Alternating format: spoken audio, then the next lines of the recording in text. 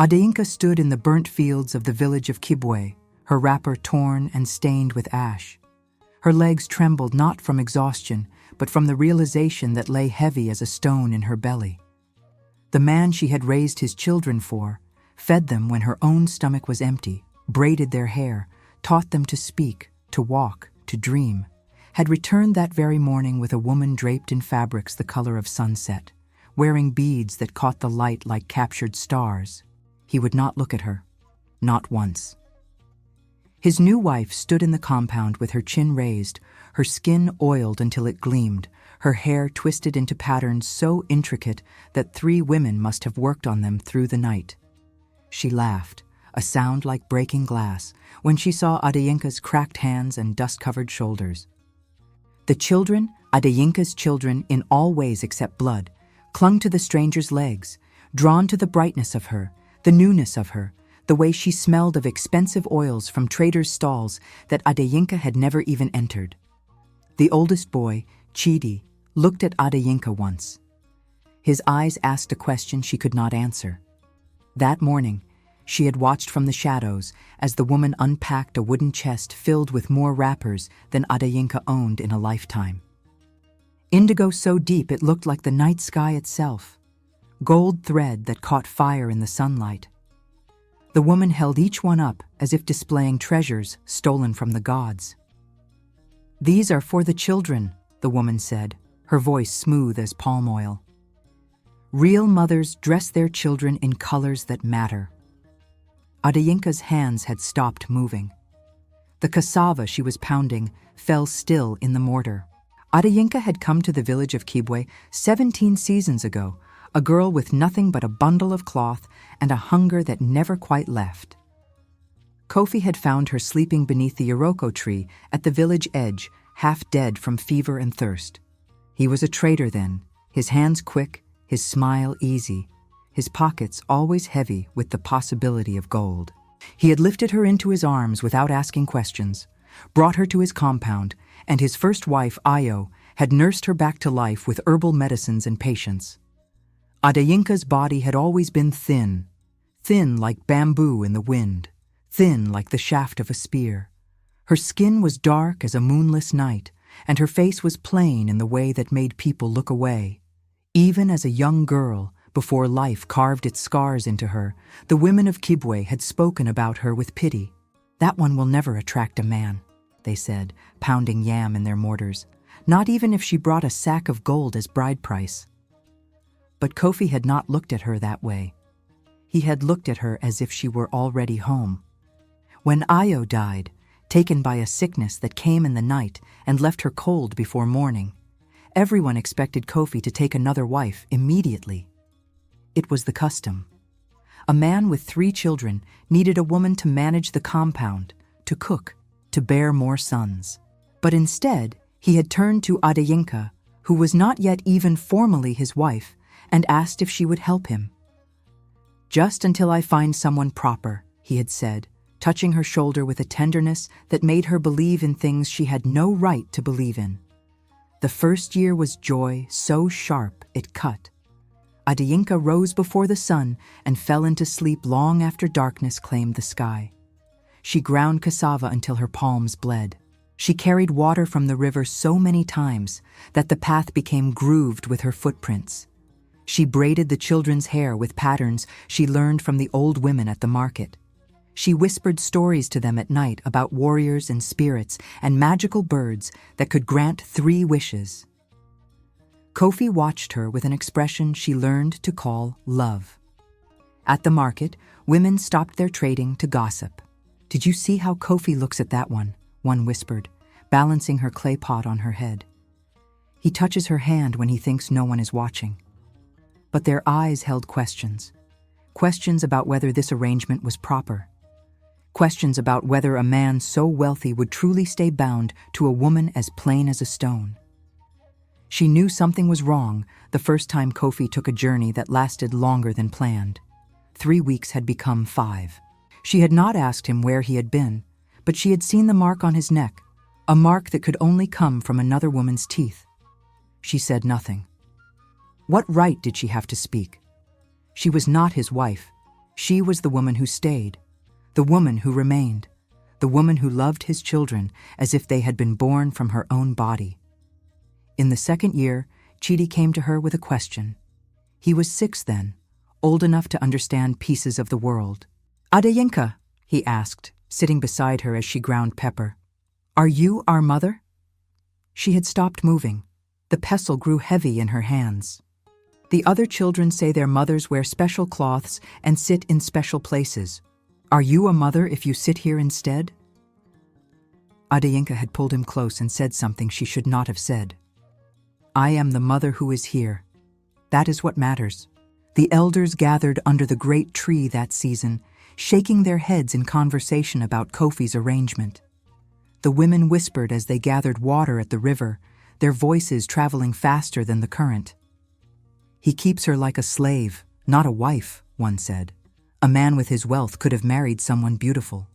Another added, "But she does not even ask for bride price.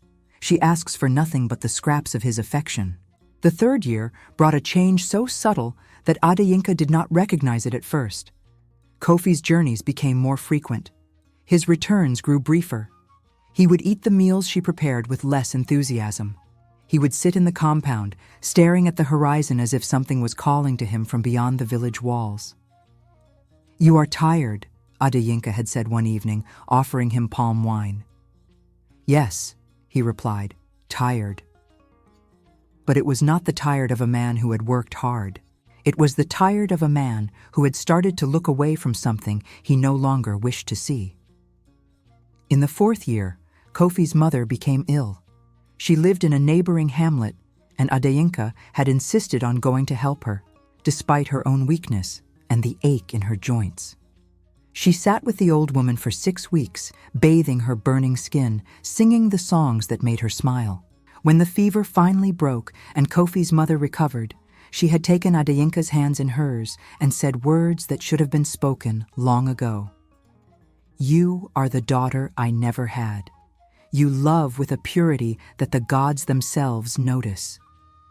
Adeyinka had believed those words would matter.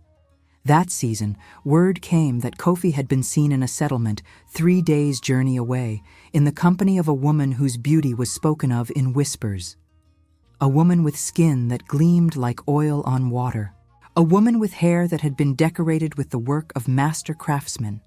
A woman who wore beads that indicated wealth and status beyond anything Kibwe had seen. The women at the river spoke of it as they gathered water. "He is going to bring her home," one said with certainty. "A man does not travel so far to see a woman unless he plans to keep her." Another added more quietly, "Poor Adeyinka. She gave him everything, and he will replace her like a worn-out cloth." Adeyinka had continued gathering water. Her hands did not shake. Her face did not change. But inside, something very small and very precious had begun to crack.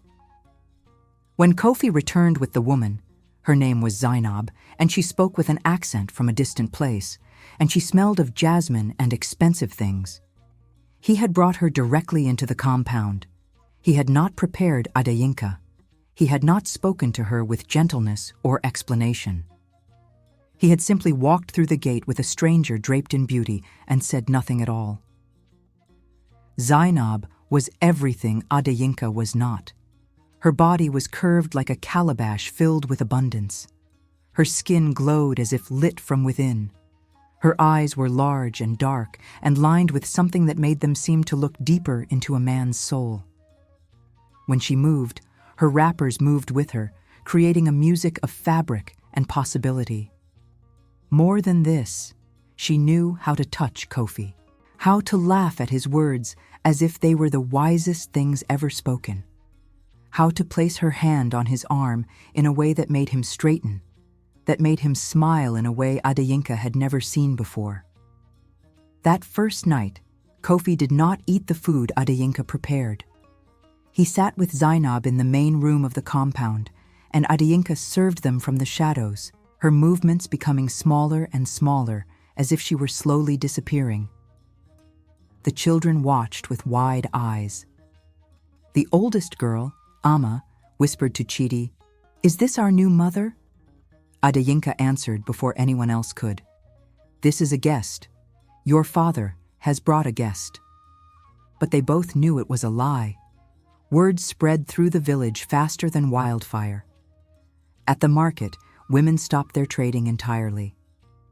"The stranger is not just a visitor," one said, her voice dropping low. "She sleeps in Kofi's bed. I heard it from someone who heard it from the servant who carries water." At the river, the women gathering water spoke of nothing else. "Poor woman," one said, shaking her head. "She gave him years. She raised his children. She asked for nothing." The mothers pulled their daughters close, using the story as warning. "Do you see what happens when you love a man before he loves you?" one said, her hands firm on her child's shoulders. "You become invisible. You become a thing he uses and discards." The theme repeated everywhere, whispered like a curse. "The woman who loves without being loved first plants seeds in barren ground," the old one said. In the 5th week, Kofi called Adeyinka to him. They stood in the part of the compound where the yam vines grew, away from the eyes of others. "I am taking Zainab as my second wife," he said. His voice was flat, the voice of a man reading from a scroll. "She will bear me more children. She will be the wife I should have chosen from the beginning." Adeyinka's hands were shaking. She could not make them stop. "What about the children?" she asked. "What about Chidi and Amma and Kofi the younger?" "They will have a proper mother now," he said. And then the cruelty came. Not in anger, but in these words, spoken calmly. "Zainab understands things about being a wife that you never learned. You were a girl I picked up from beneath a tree. I should have remembered that is where you belonged." The words were not just words. They were a door closing, a bridge burning, a choice made that could not be unmade. Adeyinka felt something shift inside her body, not her heart, not her mind, but something deeper. Something that knew that she had just crossed into a new world, one where she would never return to what she had been. She walked to the children that evening and told them what they needed to hear, not the truth, but the mercy. "Your father has asked me to leave the compound. I will go to my sister's village. You will be safe here. You will be cared for. That is all that matters." Chidi had cried. The younger children did not understand. Amma had looked at her with an expression that made Adeyinka's bones ache, a look of understanding that no child should ever have to wear. The elders gathered under the great tree that night, and their conversation was no longer curious. It was judgment. "She gave him a child's devotion," one said, shaking his head, "and he gave her the cast-off affection of a man who was always looking elsewhere." Another added, "The spirits know what we owe those who serve us with purity. They do not forget. They never forget." For 3 months, Adeyinka lived in the village of her sister, in a room so small that she could touch both walls if she stretched her arms. She did not speak about Kofi. She did not ask for news. But news came anyway, carried on the wind, brought by merchants and traveling women. Zainab was beautiful, yes, but she was also cruel in the way that beautiful women sometimes are when they know that beauty is their only power.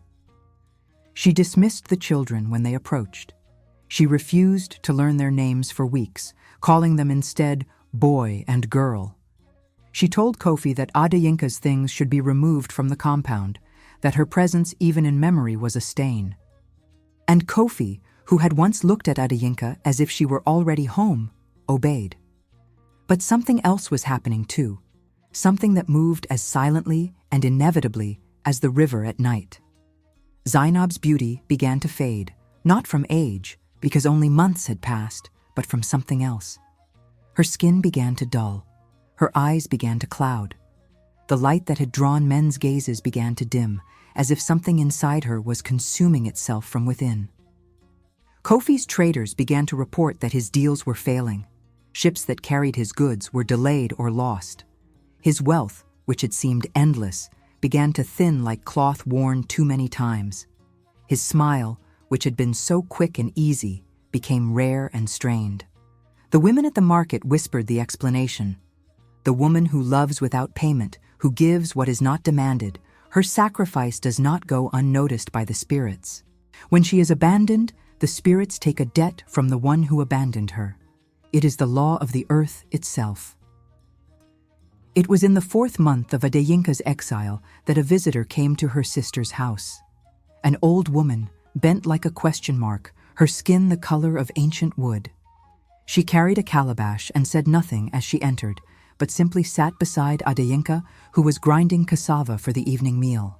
"You are the woman they call the one who loved without asking for love in return," the old woman said. It was not a question. Adeyinka continued grinding. She did not stop. "The spirits have been watching you," the old woman continued. "Not because of what was done to you, because of what you did. You raised children that were not yours as if they were. You loved a man who did not deserve your love, and you asked for nothing in return except to remain near him. Do you know what that is, child?" Adeyinka's hands stilled. She looked at the old woman, and there was something in her eyes, something that looked like the bottom of a well, deep and dark and impossibly ancient. "That is a power," the old woman said. "A power that you do not yet understand. The power to love without needing to be loved in return. The power to give without needing to receive. It is the rarest magic in all the worlds. And you have been wasting it." "What good is such power?" Adeyinka whispered. "It has only brought me pain." The old woman leaned close, and Adeyinka could smell earth and old things and something else, something that smelled like the space between stars. "The power is not in the loving," the old woman said. "The power is in what you choose to do with the pain it brings. You can spend your life mourning what was taken from you, or you can understand that you were never truly his to give or to take. You were always your own. You were always complete. He was the one who was empty, and all his emptiness could never touch you unless you let it." The old woman stood, and as she did, Adeyinka felt something change in the room, a shift in the air, as if a door had opened that she could not see. "What will you do now?" the old woman asked. Adeyinka thought of the children. She thought of Chidi and Amma and little Kofi, who were growing in a house with a woman who could not love them. She thought of the years she had spent making herself smaller and smaller, thinking that if she disappeared entirely, no one would have reason to hurt her. She stood up. "I will go back," she said. The words felt heavy and final and absolutely certain. Not for Kofi, not for his love, which was never mine to keep, but for the children. "I will take them from that house, and I will raise them as my own in truth, not in secret.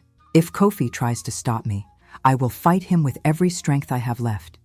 If the village judges me, I will bear their judgment. But those children will not grow up believing that a woman who loves them is something to discard like a broken pot." The old woman smiled, and her smile was like sunrise breaking over water. "Then the power is no longer a curse," she said. "It is exactly what it always was meant to be. And the man who rejected it will spend the rest of his days chasing the shadow of what he lost."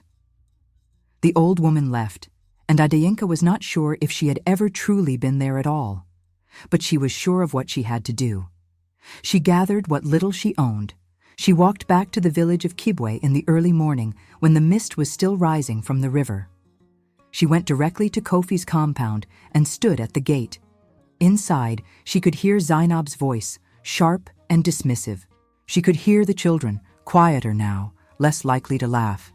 She could hear Kofi, speaking in a voice that had become thin and uncertain. She opened the gate and entered. Zainab rose, her beauty now visibly faded, her skin taking on a grayish hue. "You cannot be here," she said. "My husband will have you thrown into the streets." "Your husband will do what he does," Adeyinka said. Her voice came from a place that had never been afraid.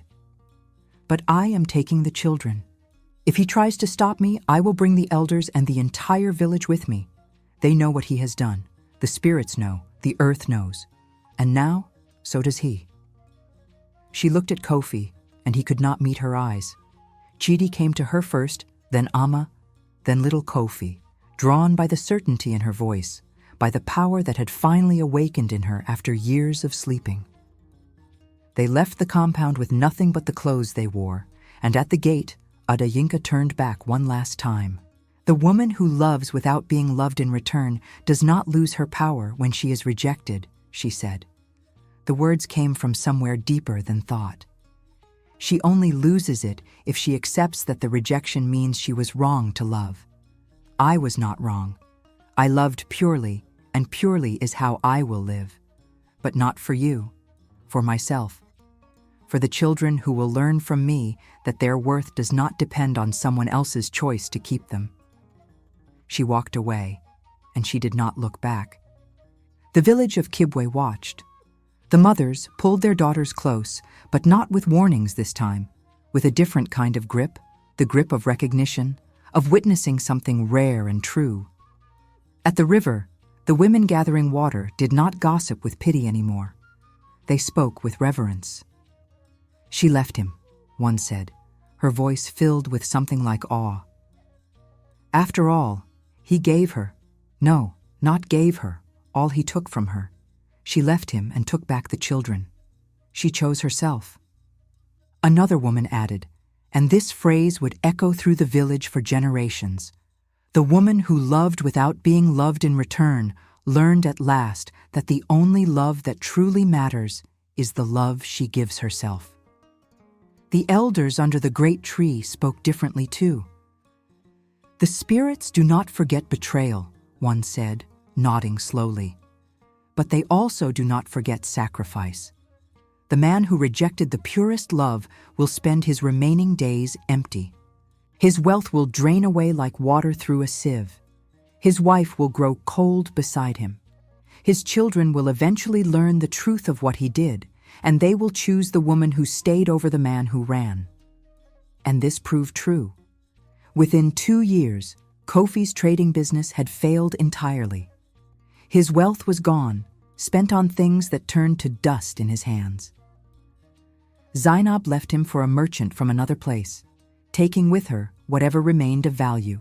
The children, as they grew older, began to ask questions about their first mother, the woman who had raised them. When they learned what had happened, when they heard the story from the elders and the women at the market, they made a choice that broke something inside Kofi that could never be healed. They chose to go to Adayinka. She had built a small house at the edge of the village, where the Iroko tree still stood, the same tree where Kofi had found her as a girl, half dead and believing that the world held no place for her. She kept a garden. She raised the children. She took in other girls from the village, ones that no one else wanted, ones that seemed plain or strange or undeserving of love. She taught them the same thing she had learned, that the power to love without needing to be loved in return was not a weakness. It was the greatest strength a person could possess. Chidi became a healer, using his hands to mend what was broken. And he said it was because Adayinka had taught him that healing meant touching the parts of a person that no one else would touch. Amma became a teacher, and she said it was because Adayinka had shown her that a woman could be a mother without bearing children, could be irreplaceable without ever being formally claimed. The story traveled through the villages and hamlets. It was told at the river and the market and under the great tree. Mothers told it to their daughters as a different kind of warning. Not a warning against love, but a warning that a woman's power did not come from being chosen by a man. It came from choosing herself. And the phrase that Adayinka had spoken became the final wisdom of the tale. The woman who loved without being loved in return learned at last that the only love that truly matters is the love she gives herself. And that woman became more precious than all the gold in the world because she could not be bought, could not be broken, could not be made to disappear. She was real. And the beautiful woman in fine clothes was only ever as real as the day someone decided to stop looking at her. Real gold does not fade. It only grows brighter with time.